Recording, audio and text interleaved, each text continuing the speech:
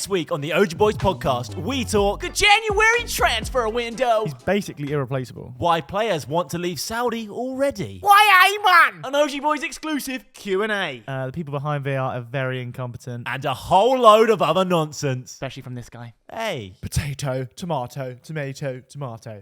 Hello and welcome back to the Augeyboyz podcast. We are back after two lovely episodes, and I'm loving it at the moment. How are you actually doing, Chaz? You know, how are you enjoying the podcast? I didn't realise you were going to start, so I thought, why not? I just thought I'd laugh at you, so everyone laugh at Mikey for a minute. Why am I laughing at you? I know why. Tell them. A mid-table Chelsea lost to a mid-table championship team called Middlesbrough.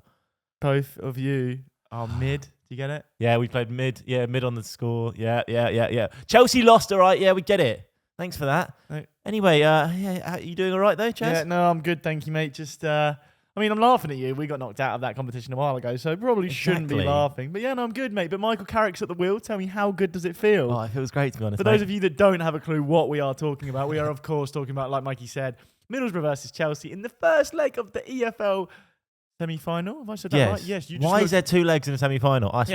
Mikey's not happy with it. Go on, tell me your thoughts. It's a semi-final. He's like, for Middlesbrough, they beat us. Fair play to them. They should be able to just go straight through. Who cares about another leg? Like, obviously, some Chelsea fans will be like, oh, thank God we got another leg. But I think knockouts should be one round, one game. It's not a knockout then, is it? Champions League?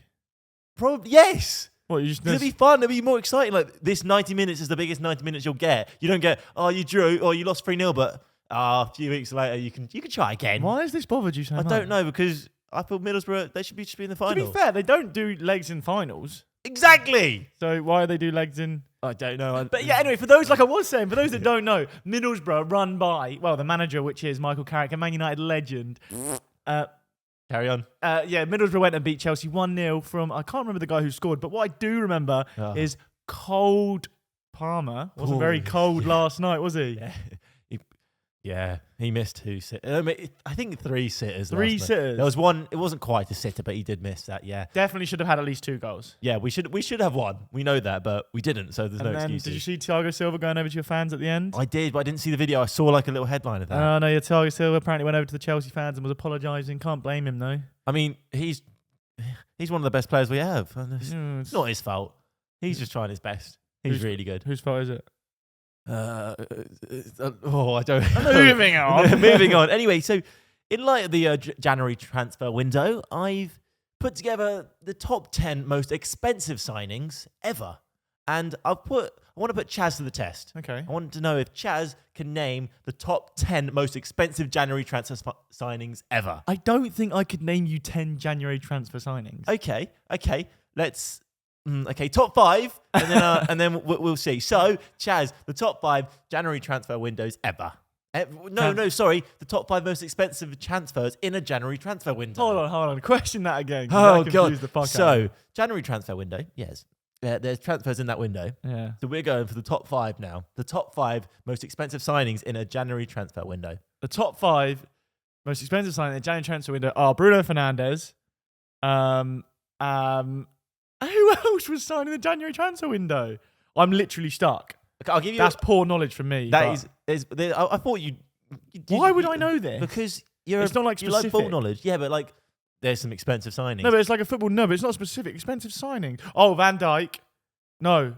Yes, Van Dijk. I'm going for top 5, by the way. I've got the top 10. Van Dijk, Bruno. Van Dijk in January. I'm sure it was because I remember the picture near the Christmas tree.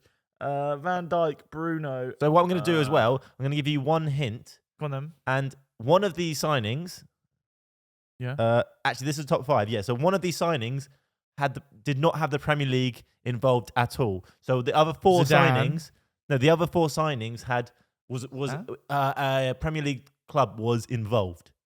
What? So like it was a Premier League club to another club, or a Premier League club to another Premier League club, that kind of vibe. I don't know if I'm so confused. So yeah, a transfer has 2 clubs. Thanks. Yes, but you didn't seem to get it. Yeah. The transfer has 2 clubs.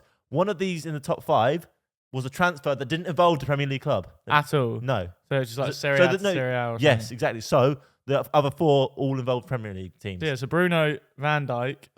You've got one there. Bruno? No. Van Dijk, top and 5. Bruno's not in the top 5. No, he's only just scraped the top 10, mate. Shut I up. did my research. So Van Dijk is number 4. Coutinho, no, that wasn't January. Coutinho? There we go. Yes, that is number 1. Coutinho, it's in January. Yeah, number 1. Coutinho, Van Dijk. I need got the number hints 1 then. and number 4. Yeah, I need the hints. So I gave you a hint. That was What? the one of them is not involved in the Not Premier exactly League. a hint. And I'll give is you a clue. it? It's Serie A. Again. Striker. Lukaku. No. Striker. January. Lukaku. Fiorentina. Oh no, I know who it is. What's the fucking guy's name? Plays for Juventus. Oh, I forgot his name, but I can see his face. Tall, pretty hench. Wham. Vlahovic. Yes. So that's number 5. You got Yeah. 5, 4, and 1. You got 2 more. Another hint needed. Come on. You can't just throw this at me with no hints. No, because you like I gave you one hint. I could have the best ball knowledge ever, but I'm not going to know January doesn't. transfer. He doesn't. Just dropped my phone. I'm not going to know January transfer signings the most expensive. I barely know January transfer signings. Name some of the most expensive signings. Ousmane Dembele, No. Neymar, No. Kylian Mbappe, Keep going, though. Keep going. You're Pogba. No. I'm literally doing what you said. Pogba. These are only the big ones that everyone knows. Fine.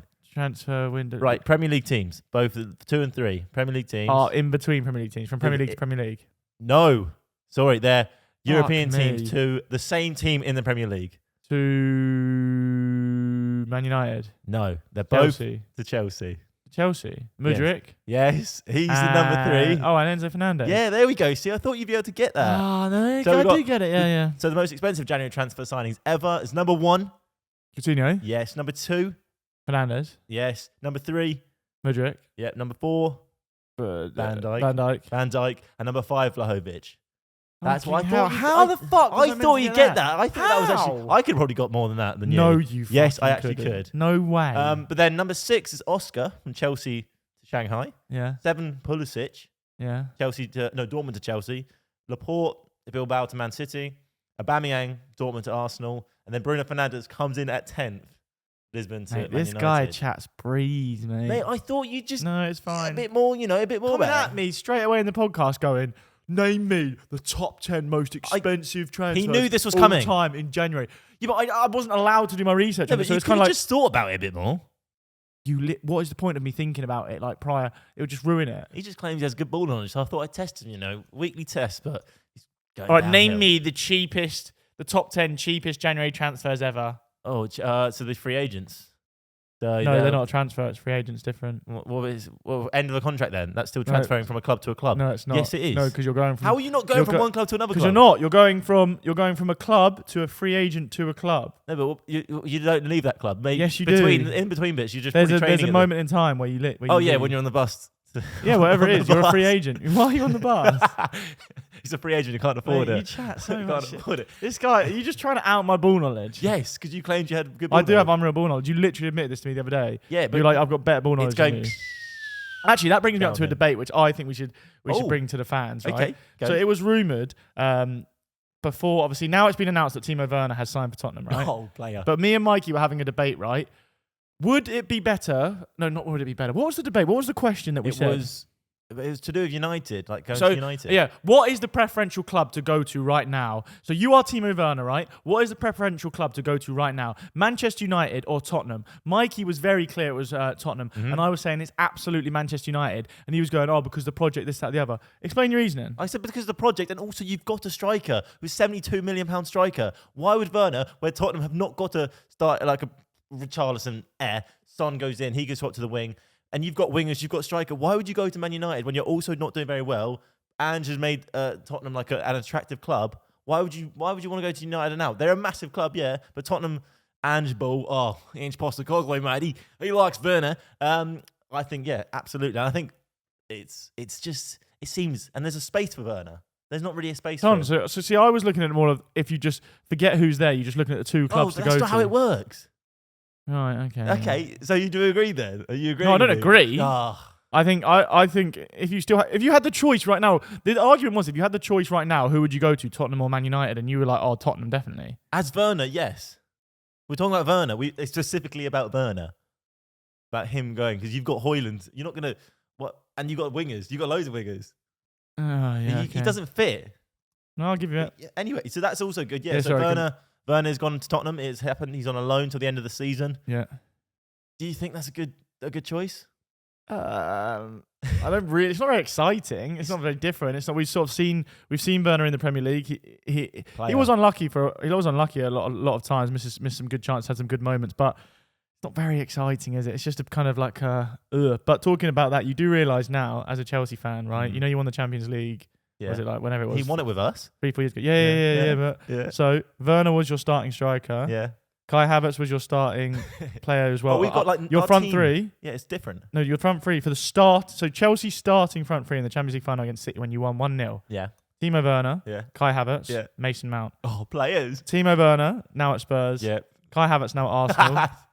Mason Mount, now at Man United. Yeah. How crazy is that? But they've won Champions League at one place, and that is Chelsea. So that's all good. Yeah, but like, imagine me saying to you, literally the second after you won that Champions League, oh, by the way, these three players are going to be at your right, not just different clubs, your rival Oh, mate, clubs. I would not have expected that, especially Mason Mount. What does that say about your club? The takeover changed everything about it, yeah. Do you reckon it means that your club's run poorly? Oh, absolutely. There's definitely something about that. But there's a fact about Werner in the Champions League. He was undefeated when he played in the Champions League. For who? For Chelsea. What, He's you undefeated. never lost when you played? Yeah. And that's why we won the Champions League, because of Werner. No. I mean, yeah, but going back to your point, I think to be fair, the way Tottenham play does suit Werner, especially they can get him behind a lot, especially if a team is brave enough to play against Tottenham with a high back line. I just think do I think it suits him very well? I don't know. It really depends what Werner you get. Like I say, Werner is definitely a confidence player. He reminds me of Arsenal, and the reason I say this is because Arsenal are a confidence team. Arsenal play well when their team's full of confidence, and I think Werner is exactly the same. He plays well when he's a confident player. Oh, I'm literally 50-50. It could go either way, but there's no real loss for Werner or no real loss for Tottenham, because Tottenham needs someone to come in while Sonny's away, and he's not a bad squad player anyway, so you could bench him. Do you know what I mean? It wouldn't really matter. For me, it's just kind of a meh signing. It's like, all right, fair enough. All right. I think that's I'm in agreement there. I saw the comparisons between his time at Chelsea and his time at Leipzig, and his only difference with Chelsea and at Leipzig, everything he did, like successful passes, tackles, and dribbles, and everything was the same in both clubs. But it's just Chelsea, he just lacked like goals so much, and everyone knows that. How much did you buy him for? I actually can't remember. It was like 50 million, wasn't it? Yeah, but we don't worry about that. And you sold him for like 20 million. Maybe. Yeah. Anyway, more about Tottenham. They've signed a player called Draguzin. I don't know how to pronounce it. I think it's Draguzin. Radu Draguzin. Radu Draguzin, and he. I think we've butchered that pronunciation. Yeah, I tried to study the pronunciation, but yeah, he had the choice to go to Bayern Munich. Yeah. And even Napoli were interested, and he chose Tottenham. Yeah, I'm not so sure about this. Sorry, but for context, he's a 21-year-old centre back for Genoa. Is it Genoa? Yeah, I couldn't tell you shit all about him. Oh, You said, I've got good ball knowledge, but I actually don't have a clue about him. But the thing with Bayern is, don't get me wrong, I feel like it was just he was lined up for Tottenham for a while. I'd heard a lot of talks about it. So I think with Bayern, it's more just kind of like Bayern have come in last minute, and he's already kind of sorted everything with Tottenham. Plus, it's less risk going to Tottenham really, or less risk and more time you're going to play. Like against Bayern, he's got to compete with Kanu, De Ligt, and Kim Min-jae. The likelihood of him starting at centre half that's true, actually, is low. But whereas at Tottenham, especially when they got Van der Ven out injured, I know he's just come back, and I think Romero's out injured. Like you're more likely, especially at 21, you're more likely to play more minutes at Spurs than you are at Bayern Munich. Yeah, no, I agree, and the reason I kind of brought that up as well because Fabrizio was chatting about it. He was obviously tweeting about it, and he said the reason he's gone to Tottenham is because he gave him their word, basically. Hold on, so you're saying Fabrizio like he's your mate? Yeah, he's my mate. Yeah, Fabrizio Romano. Yeah, Fabrizio Romano. But yeah. So this is his agent. This is what his agent is quoted to say: "We can't believe we turned down Bayern. Yeah, Radu has given his word to Spurs and chose to respect this. We are still mind blown." That's his agent said that. So his agent has basically said he cannot believe that his player has not gone to Bayern. Yes, exactly. And that's from Fabrizio. Why don't they just go to Bayern then? Because he gave him his word. It's his word. Fuck his word, mate. You know what I mean? Fuck that, mate. Go to Bayern. No, I know. I think it's crazy. No, it's a better move. It's a better move for his career as in a footballer, but also just go to Bayern and win trophies. What's the worst case scenario? You just play on the bench, then you can leave. True. Do you reckon he gets? What? Do you What? reckon you get more money at Bayern or at Tottenham? Oh, I don't know actually, because it depends how good his agent is. Like clearly not that great. He wanted him to go to Bayern, his agent. His agent can't persuade him. Yeah, exactly. Fair enough, yeah. So I don't know. That's a tough one. But on the final bit I want to chat about is Sancho has finally. Here we go from Fabrizio. Here we go. I'm just saying he's now gone to Dortmund officially. We spoke about it last week, but Yeah. I want to make sure everyone knows that little bitch has gone to Dortmund. Why do you not like him? I don't know. I just wanted to, ride the train. Ride what train? The hatred train you have. No, I mean, like I told you last week, I don't hate Sancho. I just don't. He's just not a fan of what he's done. I think I've actually been reassessing it a little bit and looking at the deal now. I actually think it's more of a win than a loss for Man United. Don't get me wrong, it's a fucking loss that we still have to pay for 2/3 of his wages whilst he's at Dortmund. But if you look at it from a financial basis now, right, his transfer fee is at the lowest it's probably been since he broke through at Dortmund and was a great player, right? Yes. So it's probably at the lowest it's ever been. He's going on loan to Dortmund until the end of the season, right? There is no obligation to buy, so Dortmund don't have to buy him, right? If he carries on playing trash, right, number one, it looks like he's the problem. Yeah. So, and his transfer fee will just stay similar to what it is right now because that's already the case we're in. Number two, if he goes there and he plays really, really well, there's no obligation to buy. There's no fixed fee agreed or anything. So then his transfer fee just goes up. Do you know what I mean? That's a good point, actually. So yeah. Man United probably hope for him to go there and play really well because if he plays really well, bangs in goals for Dortmund and Dortmund want him, well, you've basically just you by loaning him, you've inflated his transfer fee massively. So if he plays well, but I don't know if I see him playing that well, to be honest. I think with players like him, unfortunately, unless he can kick that ego out, he's going to struggle. The only thing I'd say the reason why he might actually do well is because the caretaker manager while he was there is now the manager. So it's he's got a good relationship, I guess, with him. Maybe you could. Yeah, and he's comfortable with him. So I do get that, but he was only, like you say, is it Erdin Terzic or something? Yes, He was only basically, for context, Erdin Terzic was Sancho's manager for what, like a season or half a season? It was during the season, so I don't know if it was a full season. So maybe or it was not. just a caretaker manager, but I don't know. I wouldn't read too much into that because. Hey. Like you're saying, he knows him, he can play with him. Like during that time, do we know if he played well? Do we know if he? Do you know what I mean? It was his best season at Dortmund. What? Before he came to United. Oh, okay, well, yeah. I mean, fair play then. Yeah, but exactly. I mean, I'm not reading too much into it. I'm just glad the saga is over. It's fucking dull, boring. Sancho, piss off. Welcome back to segment 2 of the Augeyboyz podcast. I haven't opened up a segment in a while, so I wanted to open this up. And we are doing a question and answer. Yes. Well, that was nice. So, Mikey. Oh, he's got an itch. Get that itch, boy. Oh yeah, get that itch. Oh yeah. Oh, it's good. It's very good. How good is it, Jazz? So, Mikey, take it away. Are you going to be reading out their names, or are you just reading out the questions? You've got to read out their names. It depends how good the question is. If your question's good, we'll read it out. But if it's a bit, we might not. No, I reckon read out the names. Okay, so question number 1. Yeah, so Riley Southern 1 says, "Why do you hate VAR so much?" And is that a thing we've really kind of said? No, I mean he's kind of obviously insinuated it from our Yes. sketches. Why do you hate VAR so much? As in, what every sketch is like, we just take the piss out of VAR. Yeah. Probably because, Ryan, the VAR, the people behind VAR are very incompetent, and they're not very good at their job. So they're very easy to take the piss out of. You know what I mean? If you're good at something, you're generally not very easy to take the piss out of, but they're not. Do you reckon it should be taken out of football? Ooh, was that a question, or did you just No, ask that? I've just thought about that. I don't, because I'd hate the thought of losing like a massive game due to a really big error. Yeah. But they need to become less robotic. They need to use common sense more, and then football will be a greater place. But saying that, watching games without VAR, like in the Carabao Cup and some of the FA Cup games, is so much better because you can actually celebrate when shit happens. Yes. Do you think it has ruined football slightly as well?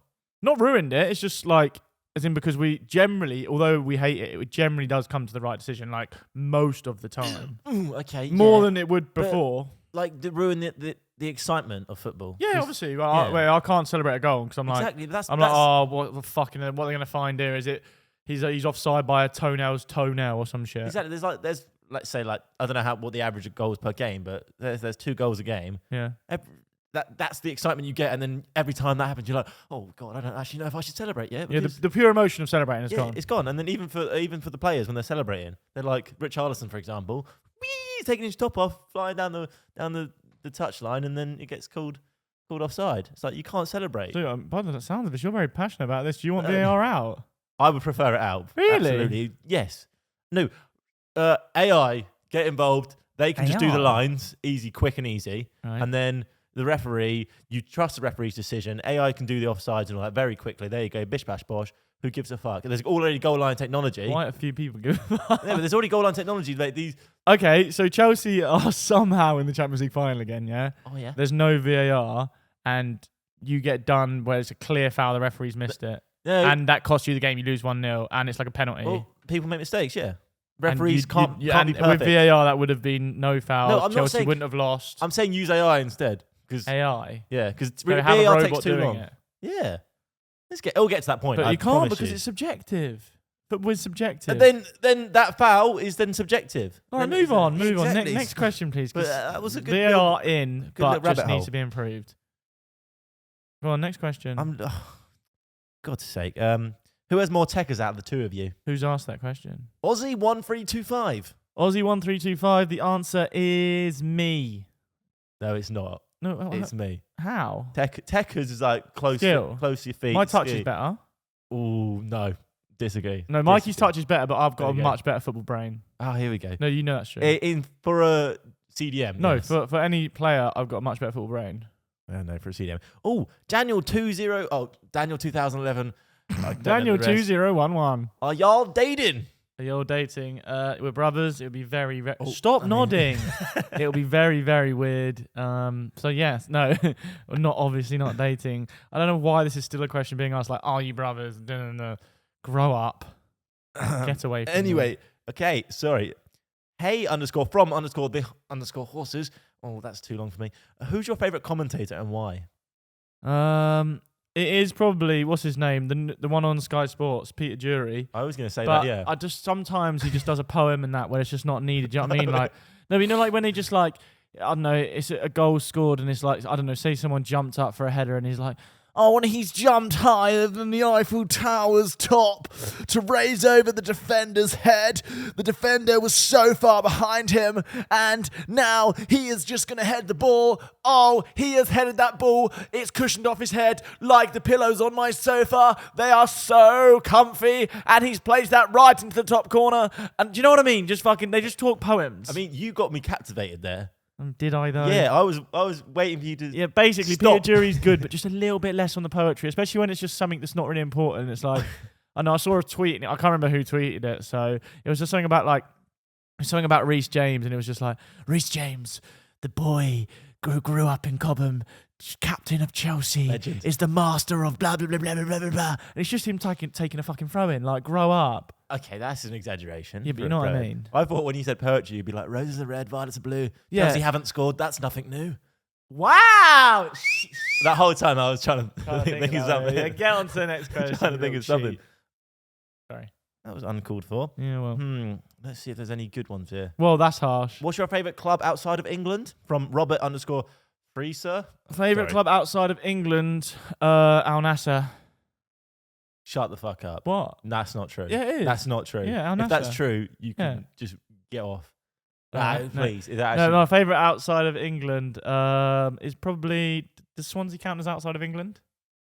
Yes, that's Wales. Swansea. There you go then. There you go, Swansea. I That's- like the way they play. I went to Union Swansea and Bosh. Yeah, there you Go go. on, next question. Oh, sorry, no. What's yours? Oh, fuck. I actually didn't think it would come back to me. Outside of England. I've always liked Dortmund. nice. I've always had Any a bit reason? of Dortmund. No, I don't know. I just quite like them Just as a first team. club that came to your Yeah, head. literally. literally. Shag, marry, avoid. Oh, who asked it first? I want to know the name. Robert _Fraser again. I didn't realise it Oh, was he's a him. double asker. Shag, marry, avoid. Mhm. Moyes, Emery, or Dyche. I would shag Dyche, Ooh, okay. avoid Emery. Oh, And what was the other one? Moisey. No, as in what was the other thing I've got to do? Shag, marry, Marry. avoid. Who am I avoiding? You avoided Emery, you just said. Avoid Emery, shag. No, I could not be married to David Moyes. Fuck that, mate. I'd marry Dyche because he's just probably fun. He goes to festivals and that. He's a good lad. I'd shag Emery and avoid Moisey. I'm Yeah. having none of that fucking Moyes style of football. Fuck off. You? Oh, marry Dyche Yeah. Why? because he likes to party, he likes a pint. Yeah. Nice. I'd probably shag Unai Emery Nice. because it'd be a good evening. and good. avoid Moisey, to be honest. Yeah, nice, same as me. This is the one for you. Okay. Philip Lumholt, I don't know how you say that. De Gea or Onana? Oh, no. In his prime? I mean, if you're saying in the prime, De Gea was a better shot stopper, but the football's changed. Football's transformed from what it used to be, and Onana is much more suited to the modern game. So yes. Okay. There's a question from Palmer 4. Palmer. Odegaard or Bruno? Yeah, no. See, now do you know what? I actually knew he asked this because he said to me, "Oh, have you seen my question?" I was like, "Oh no, I haven't." But I knew it was this, and I'm obviously gonna say Bruno, and it's not even me being biased. I just think Bruno takes more risks. He creates more chances. He is he's a bigger game player in the big moments. He creates big things, makes big things happen. He's been playing in a poor Man United team for a fair few years now since he joined, and has always been standing out. Don't get me wrong, I think Odegaard is bloody brilliant. Like Odegaard is kind of like silky the way he sort of gets the ball and moves around the pitch, rarely loses the ball. Is very good. Don't get me wrong, but I just think if you gave a top manager, like a top manager, a choice of do you want Bruno or Odegaard, I think the top managers would want Bruno because Bruno's also got that. He's also got that spite to him. You know, he's a bit of a wanker, like he's a bit of a rat. And I think a lot of you need that to win because you know when to make a foul, you know when to sort of like the other day when he's like against Wigan, he's like basically dive for a penalty, but there's contact. And it's like, but things like that, it's just sort of shithouse. He's got that shithouse to do. Like for example, Mourinho. I bet Mourinho would love Bruno Fernandes. So I think they're both fantastic, but I think Bruno takes it. He's created, for example, in 2023, he created the most chances in the entire Premier League at Man United side, which half of the season weren't very good. And Odegaard didn't create as many chances as him, playing in arguably the best Arsenal side in a long, long time. From a similar position. Don't get me wrong, Bruno loses the ball more, but I think because he makes more risks, and it's sort of the risk versus reward balance. And I also just Bruno, maybe not last season, but overall Bruno scores more goals and provides more assists. Like I say, maybe not last year because that was the year when Arsenal obviously performed well. But as an overall, I don't like to go off one season. A lot of people go off one season. I'd like to see Odegaard do it for a few more seasons at the top level. And then we might have to revisit this debate. That's a good answer. I'm going to leave that answer with you. That was good. That was good. Here's one from Josephus Aiden. Nice. Who's a better player, Timo or Nunes? Nunes. Okay. Yeah, Nunes, 100%. Nunes is good. Yeah. Nunes is very good. He's just fucking got something in his head that just he doesn't know how to like calm down. Which is very fucking contradictory coming from someone like me who's always just energy. But he's just like Nunes will do so much well, like until he gets in front of goal and he's just suddenly like, shit, what do I do? He just sort of smashes it. And then, you know what I mean? It's just like pure panic stations. It's like, I just don't know. And it's just like, just fucking calm down. He's like, I can't calm down. I gotta shoot. I can't. Just shut up. Just shoot. Nunes, calm. Yeah, you know what I mean? It's like, he just can't do it. And I don't know. But Nunes, other than that, is really good. He's fucking quick, strong. He got nice good hair. link up play. Yeah, nice barnet on him as well. So I'll give him that. But yeah, I just think, and then Werner for me, similar style of player as in like can get him behind and stuff, but also a little bit. I wouldn't say as panicky in front of goal, but just maybe not very good in front of goal compared to what he used to be.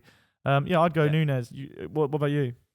Oh, I think it's close. They're similar, but they're all like, Nunes has got more of an attitude and aggressiveness to him. Werner's more like I think he'll just get his head down and play, but both of them have that similarity of like in front of goal, they're just a bit like Hit in front of goal? Basically, and it's weird, a lot of these top strikers are but like the last few seasons have been showing a bit more that they're just panicking in front of goal. I don't know what it is. If it's after COVID, the fans come back in, they're like, oh shit, and then it's just made their confidence even worse and worse, but I think it just comes down to it's actually not easy to score.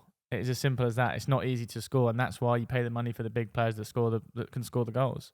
It's not easy, and there is a lot of pressure on all these players to score, especially when they have these high price tags. And all it takes is I'm a big supporter of the idea of that football is generally just about confidence. And Gareth Bale is the perfect example. Gareth Bale was doing nothing with his career. Suddenly, I'm pretty sure over the summer he got his ears pinned back or something, and then he come back with a whole new confidence. You're saying Gareth Bale's career was I'm pretty sure it's the story of Gareth Bale. I'm pretty sure I might be chatting utter shit, but I'm pretty sure Gareth Bale. He was at Spurs. He was on the verge of moving to Birmingham for like a really cheap fee, and then I'm pretty sure during the summer he got his ears pinned back, and it gave him like a new sense of confidence. And he come back in training. Apparently, it was outrageous, and it all just sort of stemmed from there. Do you think I should do that? Your ears aren't that out forward, but yeah, definitely. Oh, yeah, definitely, yeah. Well, But that's quite interesting, actually. Yeah, well, I'm not just a pretty face. I want to know if that's legit, but that could be because you see some pictures of him in his younger Right, career. let's not but I can do it. I've got big ears. Fair enough. Anyway, but yeah, so the last question. A few people are asking this. It's like people are asking what's happened to the skits, and I'm just going to tell you now, they're still there. They'll be coming more and more. Just don't worry, okay? I just want to address that, okay? Yeah, what's happened to the Augeyboyz skits videos? Nothing. Nothing's like. No, I'm joking. We've retired. We've literally retired. No, nothing. We've had a Christmas break. We've relaunched the podcast. I've currently been working on 2 or 3 brand deals that have to be there to pay the bills. But they are still there. There's nothing wrong with them. They're what's happened to them? Nothing. They're there. I don't know. They're still there. Stop asking. They're coming back. Excuse me. My plan is to get 2 out a week. But I think maybe just because we used to just get like 4 a week, people are just like, what's happened to them when they don't see them as much. But we also now try and make them about a minute long. So to be transparent with the fans is because TikTok pay better if you do a minute video. So simple as that. Quality, if we want the quality to still be there, it takes longer to do those videos. So you can't do as many as you once did. A 20-second video before, or 25 or 30-second, takes double the time if it's a minute video. Simple as that, really. Exactly. But they're still there. They're coming better and better, hopefully. So yeah, voila. Why, man? Okay, so Jordan Henderson, Why, are you enjoying your time in Saudi Arabia? No, I fucking hate it, man. I've come over and the fucking weather's fucking hot, man. It's fucking boiling. You know what I mean? I didn't realise it'd be fucking boiling. And fucking turn up to a fucking match, yeah? Yeah. And I got Stevie at the side going, fucking hell, Jordan, press, push, and I just don't know. And then I'm fucking trying my best to play with these fucking players, man. But they're all shit, man. I'm passing it to fucking this guy over there. I can't remember his name, man. And just fucking shit, man. Like, I just cannot do it no more, man. And like, we look around, I score a goal or something, man. And I look in the fans in the stadium, think everyone's going to clap me. There's no one in the stadium, man. That is very true. And talking about this, Why, man? Is that a reason why you're looking to come back and making a return? Why, man? I'm fucking fed up with Saudi, man. Problem is, man, the tax, man. If I come back before a year, man, are gonna charge me like 45%, man, on me earnings. Oh no, it's not not like that's only like 4 million of your 8 mil, whatever you've earned so Don't far. fucking give me shit about my money, man. Yeah. So as you can see, we're talking about Henderson and his return apparently back to maybe the Premier League or Europe, we should say.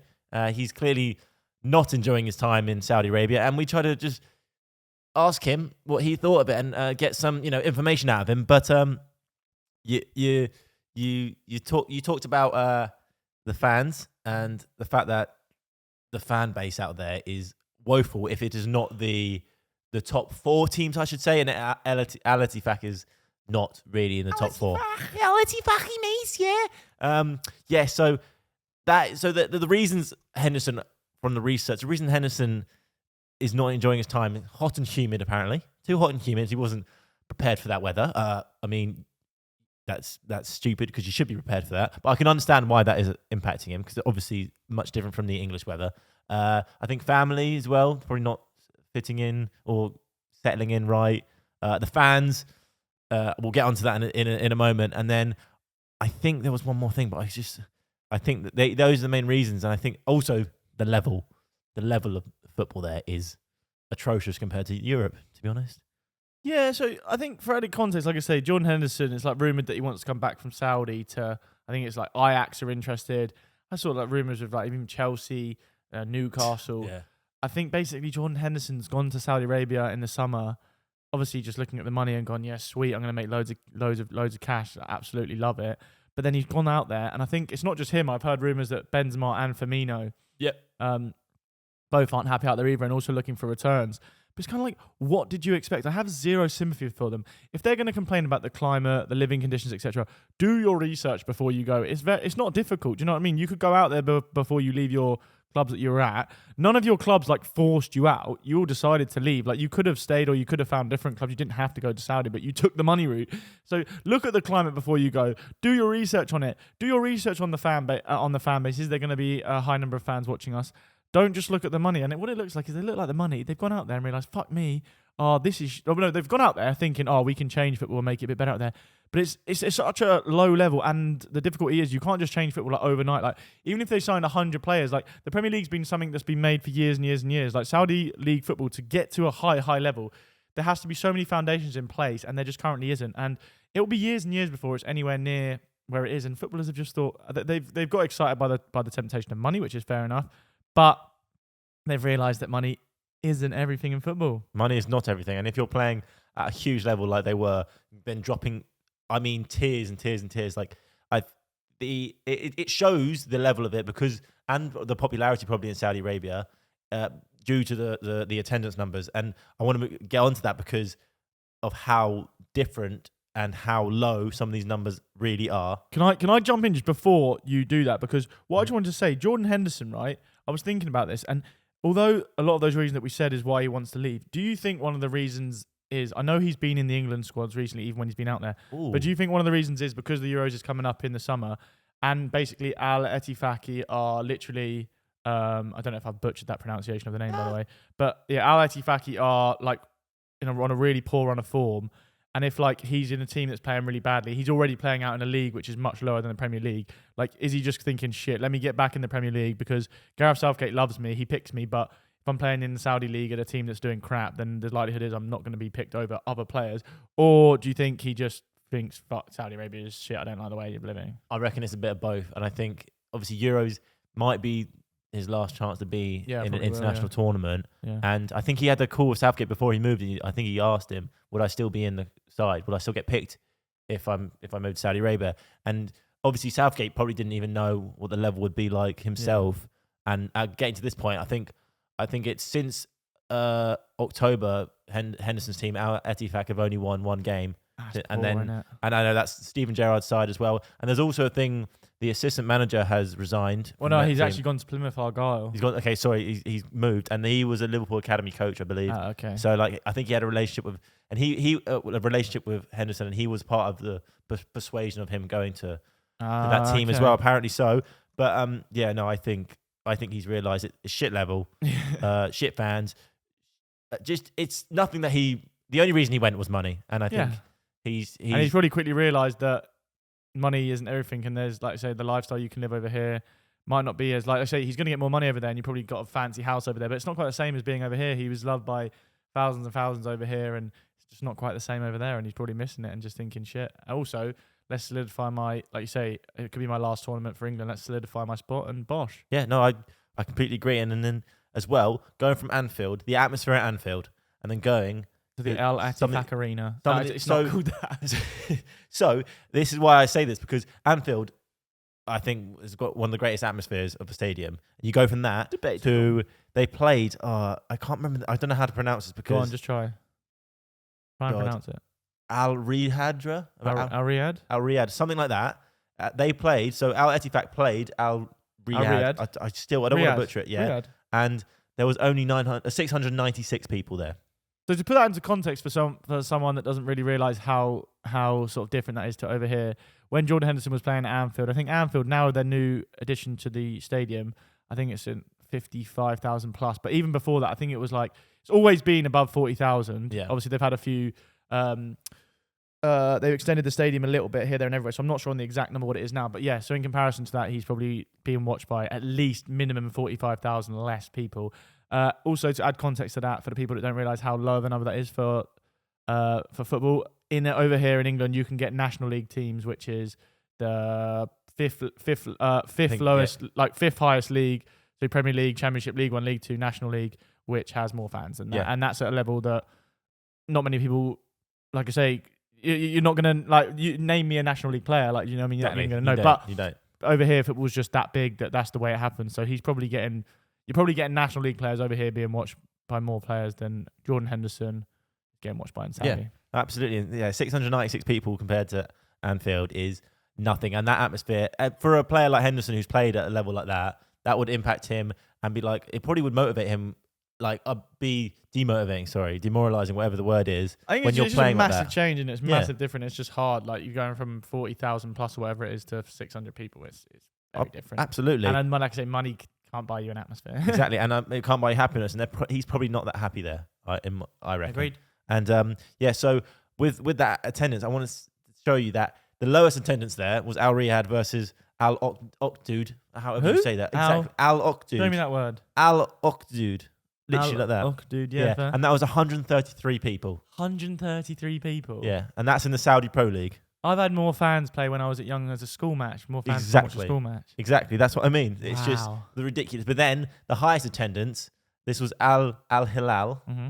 So Neymar's team. This was their first game of the season versus Al Fire. I don't know how you say it again. Like his pronunciation. I don't know. I don't want to ruin it, but that was 59,600. That's still a lot of people. That's the first game of the season and the first game Neymar. I believe he signed on the 15th. Right, okay. So that's probably helped it out. The funny thing is, I actually did research before to find out if what's the biggest sport in Saudi Arabia, and it is football as well.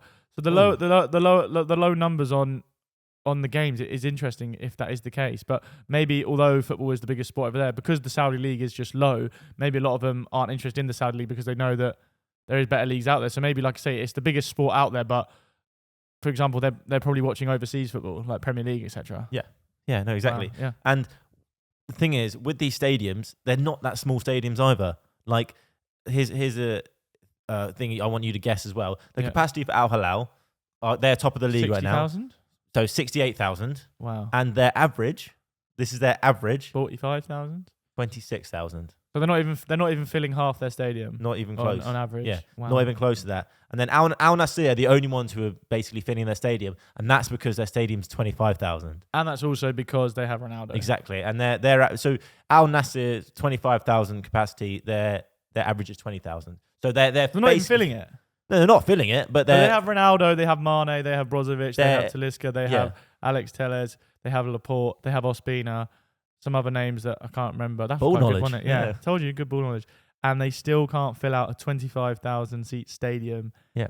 That is crazy. I know. That's so about 80% filled. Because over here, Ronaldo turns up to any team in the Premier League if he plays, that stadium's sold out. Yeah, exactly. I mean, that just shows the difference in football fans over here compared to Saudi. Like, Ronaldo could play for literally Luton and they'd go to any stadium and it would sell out just because Ronaldo's there. But in Saudi, that's so true. Obviously, he's still it still brings more numbers, but they still can't even sell out their home games all the time. That's crazy. I know. It's God, it must be like being a Man City fan. Ooh, sorry, Man City fan. Al Hilal's got the biggest stadium in the country, but I found this out today. Al Ittihad and Al Ahly share the same stadium. Wow. They play in the same stadium, and that is 62,000. Okay. And their average is even worse. 12,000. Al Ittihad is 19,000. Right, so like a third. So it's more than a third. Fucking hell. No, under a third, sorry. And then Al Ahly is 17,000. Funny even thing less. is, like, we're saying this like 20,000 isn't a lot of people. Like, it is a lot of people, but I guess when you've got like a 60,000 seater stadium. How did I just do that? I just dropped my cup and it's just zinged across the floor. Anyway, no, what I'm saying is when you've got like a 60,000 seater stadium and there's 20,000 people there, 20,000 people won't feel like a lot because it will just look like the stadium's not that full. Do you know what I mean? Whereas 20,000 in a smaller stadium would look like a lot if it was like filled. Respectively, it's just. So like I think basically it's just football. It's just different over there. It's not the same. And I don't know. I can't make an opinion on what the fans are like over there because I don't know in detail. But I just think over here football has just been massive for years and years and years, and you just can't really replicate that somewhere else without sort of. It has to be a generational change. Like they start now. They'll still be working. They have to still be working on this in 20 years for us to even talk about the numbers being at a very good level. And to put it into context as well, like for example, Manchester City. Don't get me wrong, they didn't just buy their success, but even now they just won the treble and they still can't sell out their stadium every week. Exactly. So like Saudi are obviously trying to buy football and bring players over. It's not just like, you can't just buy names and expect stadiums to fill out. It's not quite like that.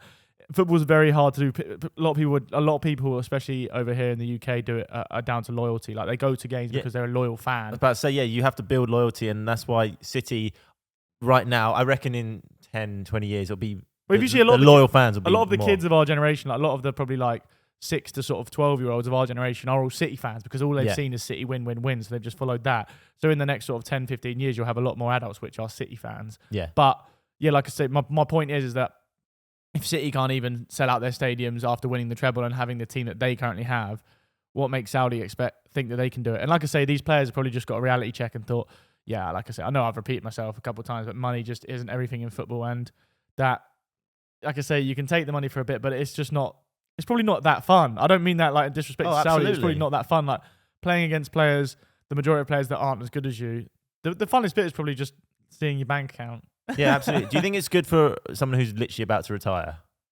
Because they're just playing at a level there. Yeah, if you're literally going for the paycheck, but obviously people like Henderson, who else, like Neves, people like that who are in their prime and like Jordan Henderson, sorry, not in their prime. Neves, but like there's a few younger people I can't name off the top of my head, but they've gone and they're like late 20s and they could. Yeah, I honestly don't. I just don't see. I see the attraction obviously because of the money, but other than that, I really just don't see it. Like, because you are stepping down a level. Like, it's no two ways about it. Levels, mate. Yeah, that's what I'm saying. So you are stepping down. So you are just selling out in a way, and it's just like I just don't see if you could play in one of these top leagues. Why go and play there unless I think you go over there if you have no options. You know what I mean? You go over there if it's the only option. But some of those players definitely had options. That's what I'm saying. But they just sold up for the money, and I think a lot of them will come to regret that, and they already are. And you already are seeing 6 months.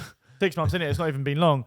It's like but it's not easy for a league like that to be successful. Like, I remember when China tried to do it with the Chinese Super League. They brought over some players and how that didn't work. It's not quite as easy as it looks. You can't just throw money at people and expect the main thing is to make success. You have to have foundations in place. And don't get me wrong, Saudi might be putting them all in place, but within 6 months, it's not going to happen. No, I think that's good. And last question for you: once Ronaldo retires, leaves Saudi Arabia, do you reckon that league's just going to go back to, just down? It's very hard to say because, like I say, I do fully think they probably are putting the right foundations in place to keep it going. But yes, in a way, it won't go down, as in it won't disappear. I don't think, because I think they're in it for the long haul. But Ronaldo, I don't think people realize how big Ronaldo is until like I say, a move happens and he goes somewhere or something happens to do with him. Like, you know he's massive, but you don't realize the numbers and the.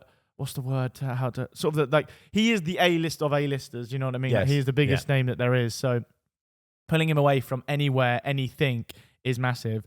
And unless they can replace Ronaldo with, but I think it's even like there's no one you can really replace him with. Like even like an Mbappe would be massive, but it's still not Ronaldo. Like although Mbappe is arguably the best player in the world right now, he's still not Ronaldo level of popularity. Give it 10 years, then maybe. Maybe, but even someone like Messi, Ronaldo's he's still here. No, of course, but Messi couldn't replace Ronaldo because Ronaldo is a more commercial. Ronaldo is the biggest commercial name in football, so he's basically irreplaceable. So I don't think anyone can replace him. And yes, I do think Saudi League. I personally think it's going to struggle for a bit, and I think so people go there, they're going there just like everyone knows, just for the paycheck and for a bit of an easy ride. Might be controversial to say that, but I think it's a bit of an easy ride. Totally agree. Gone for the money. And on that note, thank you for listening to the Augeyboyz podcast. We will see you when? Next week. Next week. So absolute au revoir. Share this with your friends. I don't know why I'm doing gun signs. Yeah, just keep going. Yep. Share this with your friends. Like, subscribe, video. Do all the good stuff. Sketches are coming out. Don't worry about it. We'll be back. Oh, not that we ever went. But yeah, love you guys. Thanks for the support. And Mikey, 3, 2, 1. Ah!